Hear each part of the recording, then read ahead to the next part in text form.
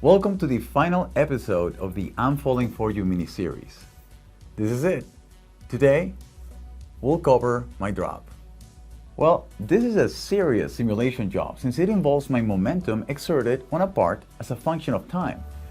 As some of you may know, FEA static studies happen in an interdimensional space where inertia and time don't really take place. If you didn't know, now you know. Now that means I cannot define an initial velocity nor account for momentum, so this leaves any static solver out of the question. This includes Simulation Standard and Simulation Professional. There are simplified methods to run linear dynamic studies, which would allow me to add initial velocities to a mass. It means it's not meant for non-linear materials like ASA plastic. To take into account the energy of a falling mass and proper deformation of the ASA carabiner, we need to use a non-linear dynamic solver, the most computationally expensive solver available only in SOLIDWORKS Simulation Premium. Simulating this part to break is going to take some serious time, but there are other options. Enter the Simulia tools in the 3D experience. SOLIDWORKS users can now have access to Simulia and other CATIA tools otherwise inaccessible thanks to the 3D experience platform.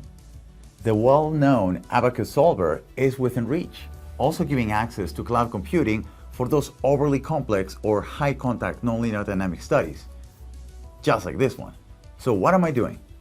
I'll use the 3D experience Simulia tools with the structural mechanic engineering app known as SME to run an explicit analysis and predict the drop height necessary to break my ASA 90% reduced mass carabiner.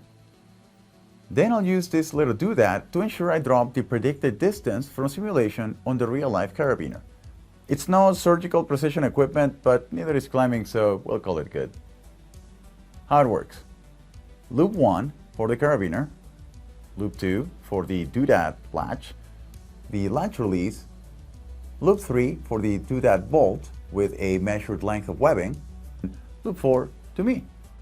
The simplified user interface of SME permits SOLIDWORKS users to set up their studies with ABAQUS in a familiar SOLIDWORKS simulation interface to reduce the learning curve, but still have full control of the wonderfully advanced ABAQUS features like SPH particles, post-buckling behavior, dynamic responses, and advanced material models.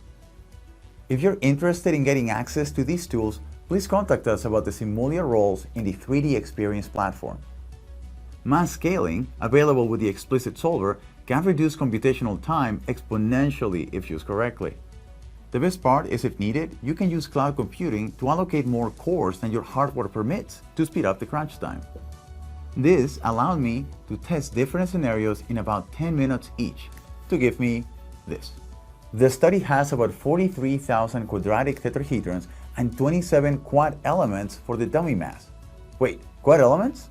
Yep, it's a computationally efficient element type in ABAQUS. Oh yeah, did I mention the ABAQUS solver supports element deletion? I forgot about that.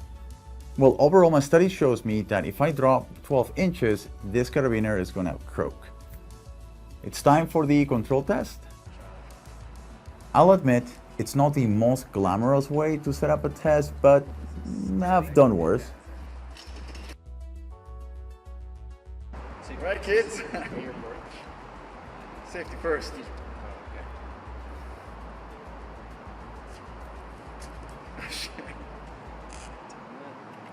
Go for it.